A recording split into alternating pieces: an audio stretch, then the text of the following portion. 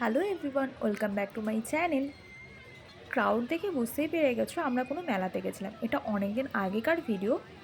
এটা ছিল উল্টো রথের মেলা। কিছু ব্যস্ততার কারণে এডিট করা হয়নি, তাই তোমাদের সাথেও শেয়ার করা হয়নি। তাই আজকে ভাবলাম তোমাদের সাথে শেয়ার করি পুরো ভিডিওটা।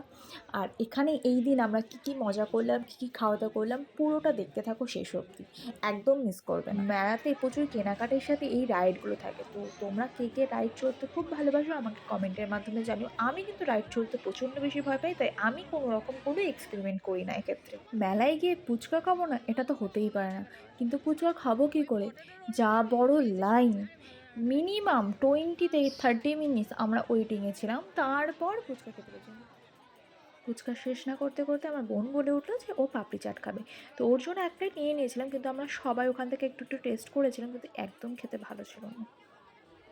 ওর মুখের সামনে ক্যামেরা ধরাতে ওর এক্সপ্রেশনটা দেখতে পাচ্ছ, ও এগুলো একদম পছন্দ করে না। তো খাওয়া দাওয়া অনেক হলো, এইবার আমরা কিছু কেনাকাটার দিকে চলে আসলাম।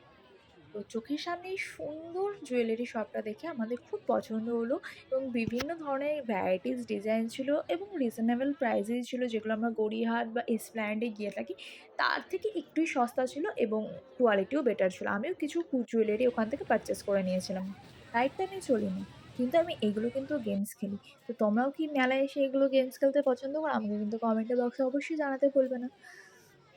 আমরা ফার্স্টে ডিসকাস করে নিচ্ছিলাম যে কততে কি প্রাইস আছে কি, কিন্তু লাক এতটাই খারাপ যে একটা প্রাইসও আমি ওখান থেকে পাইনি, একটা পেন পর্যন্তও পাইনি আমি। কি আর বলবো, আমার 20 রুপিস তো জলে চলে গেল। নেক্সট টাইম এসে আবার ট্রাই করব।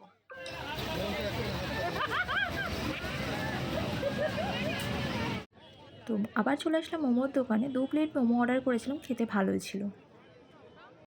রথের মেলায় গিয়ে কেউ এই জিনিসটা কিনে নিয়ে বাড়িতে আসবে না, এটা হতেই পারে না। তো সবশেষে জিলাপি বাড়ির জন্য প্যাক করে নিলাম, এবং ঘরের জন্য জুয়েলারি প্রচুর প্রচুর জিনিস কেনাকাটি করেছি।